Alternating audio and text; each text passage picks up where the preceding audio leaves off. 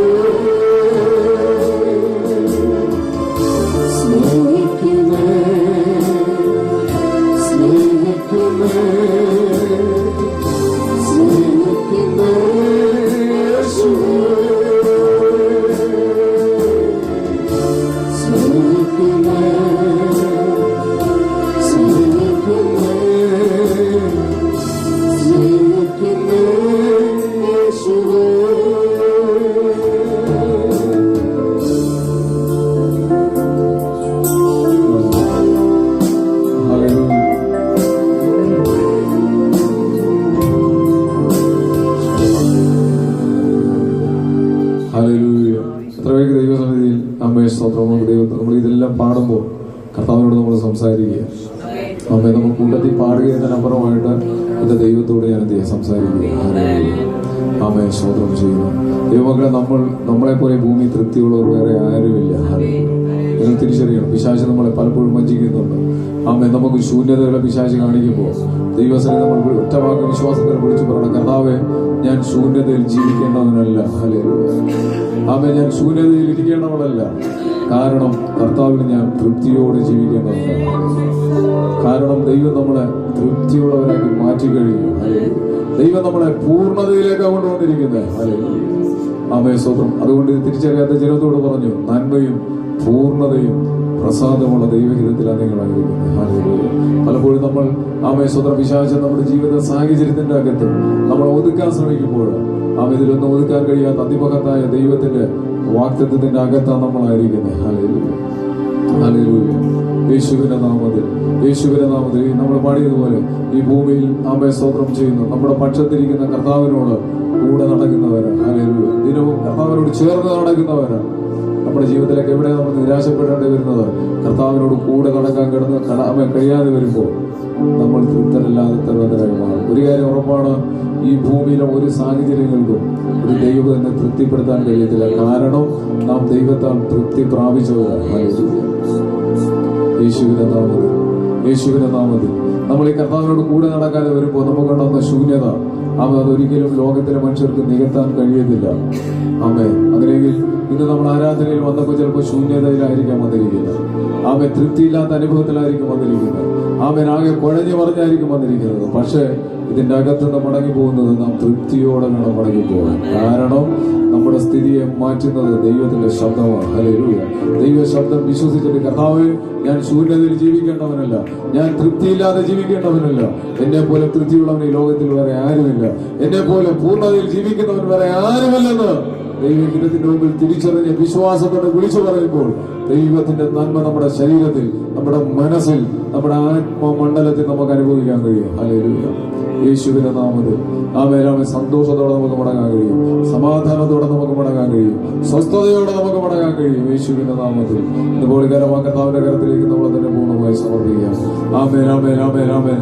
Hallelujah. നമ്മുടെ കൂട്ടത്തിൽ ഇരിക്കുന്ന കർത്താവ് തുടർന്നുള്ള ഓരോ സമയങ്ങളിലും ആ കർത്താവിനോട് പറ്റിയിരിക്കാൻ, ചേർന്നിരിക്കാൻ ആമേൻ, സ്തോത്രം. ദൈവം നമ്മുടെ ജീവിതത്തിൽ പകരാൻ ആഗ്രഹിക്കുന്ന, ദൈവം നമുക്ക് വേണ്ടി കരുതി വെച്ചിരിക്കുന്ന ദൈവികമായിരിക്കുന്ന നന്മകൾ നമ്മുടെ പ്രാർത്ഥനയ്ക്ക് മറുപടിയായി ആമേൻ, ആമേൻ, ദൈവം നമ്മുടെ ജീവിതത്തിൽ ചെയ്യുവാൻ പോകുന്ന വിടുതലുകളെ വിശ്വാസ കണ്ണുകളാൽ അത് വിശ്വാസത്താൽ പ്രാപിക്കുവാൻ ദൈവകരങ്ങളിലേക്ക് സമർപ്പിച്ച് നാം ഒരുമിച്ച്